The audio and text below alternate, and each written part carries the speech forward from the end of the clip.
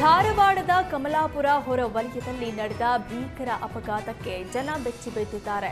ಬೈಕ್ಗಳು ಮುಖಾಮುಖಿ ಡಿಕ್ಕಿಯಾಗಿದ್ದು, ಗುದ್ದಿದ ರಭಸಕ್ಕೆ ಬೈಕ್ ಸವಾರರು 8 ಅಡಿ ದೂರ ಹಾರಿ ಬಿದ್ದಿದ್ದಾರೆ. ಅಪಘಾತದ ಭೀಕರ ದೃಶ್ಯ ಸಿಸಿಟಿವಿಯಲ್ಲಿ ಸೆರೆಯಾಗಿದೆ. ಅತಿ ವೇಗದ ಬೈಕ್ ಚಾಲನೆಯೇ ಅಪಘಾತಕ್ಕೆ ಕಾರಣ ಎನ್ನಲಾಗ್ತಿದೆ. ಇನ್ನು ಅಪಘಾತದಲ್ಲಿ 2 ಬೈಕ್ ಸವಾರರು ಗಂಭೀರವಾಗಿ ಗಾಯಗೊಂಡಿದ್ದು, ಜಿಲ್ಲಾಸ್ಪತ್ರೆಗೆ ದಾಖಲಿಸಲಾಗಿದೆ. ಮೈಸೂರಿನ ನಂಜನಗೂಡಿನಲ್ಲಿ ಒಂದೇ ದಿನ 14 ಅಂಗಡಿಗಳಲ್ಲಿ ಸರಣಿ ಕಳ್ಳತನವಾಗಿರುವುದು ಬೆಳಕಿಗೆ ಬಂದಿದೆ. ನಗರದ ಆರ್ಪಿ ರಸ್ತೆಯಲ್ಲಿರುವ ಹಾಲಿನ ಡೈರಿಯಲ್ಲಿ 2,000 ಕದ್ದಿದ್ದಾರೆ.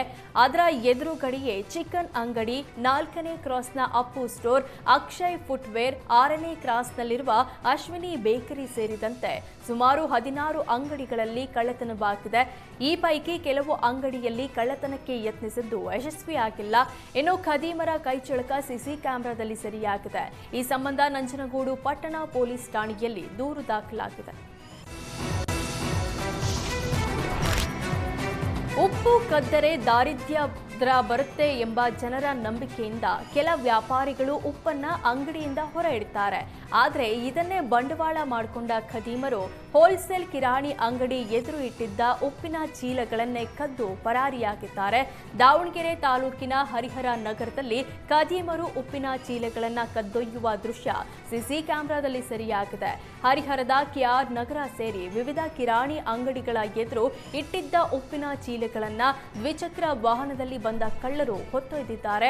10ಕ್ಕೂ ಹೆಚ್ಚು ಉಪ್ಪಿನ ಚೀಲಗಳನ್ನು ಕದ್ದೊಯ್ದಿದ್ದಾರೆ. ಈ ಸಂಬಂಧ ಹರಿಹರ ನಗರ ಠಾಣೆಯಲ್ಲಿ ಪ್ರಕರಣ ದಾಖಲಾಗಿದ್ದು, ಕಳ್ಳರಿಗಾಗಿ ಪೊಲೀಸರು ಬಲೆ ಬೀಸಿದ್ದಾರೆ. ಉದ್ಯಮಿಯೊಬ್ಬರಿಗೆ ಅನುಕೂಲ ಮಾಡಿಕೊಡುವ ಸಲುವಾಗಿ ಗೋಮಾಳದಲ್ಲಿ ಹಲವು ವರ್ಷಗಳಿಂದ ವಾಸ ಇದ್ದವರನ್ನ ಒಕ್ಕಲೆಬ್ಬಿಸುವ ಆರೋಪ ಕೇಳಿ ಬಂದಿದೆ. ಮಂಡ್ಯ ತಾಲೂಕಿನ ಜಿ ಮಲ್ಲಿಗೆರೆ ಗ್ರಾಮದಲ್ಲಿ ಗೋಮಾಳ ತೆರವು ಕಾರ್ಯಾಚರಣೆ ವೇಳೆ ಪೊಲೀಸರು ರೈತ ಮಹಿಳೆಯರ ನಡುವೆ ಹೈಡ್ರಾಮಾ ನಡೆದಿದೆ. ಜಿ ಮಲ್ಲಿಗೆರೆ ಗ್ರಾಮದ ಸರ್ವೆ ನಂಬರ್ 40ರಲ್ಲಿ ಇರುವ 20 ಎಕರೆಯಷ್ಟು ಸರ್ಕಾರಿ ಗೋಮಾಳ ಜಾಗದಲ್ಲಿ ತೆರವು ಕಾರ್ಯ ನಡೆಸಲಾಯಿತು. ಈ ವೇಳೆ ಹಲವು ವರ್ಷಗಳಿಂದ ವಾಸವಿದ್ದ ರೈತರ ಮನೆಗಳನ್ನ ತೆರವು ಮಾಡಲಾಗಿದೆ.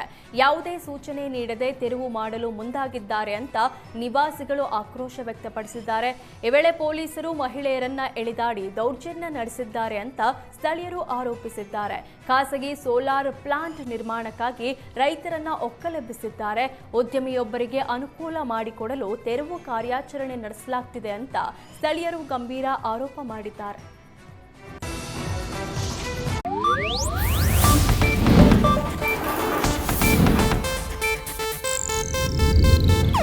ಇದು ಏಷ್ಯಾನೆಟ್ ನ್ಯೂಸ್ ನೆಟ್ವರ್ಕ್ ಪ್ರಸ್ತುತಿ.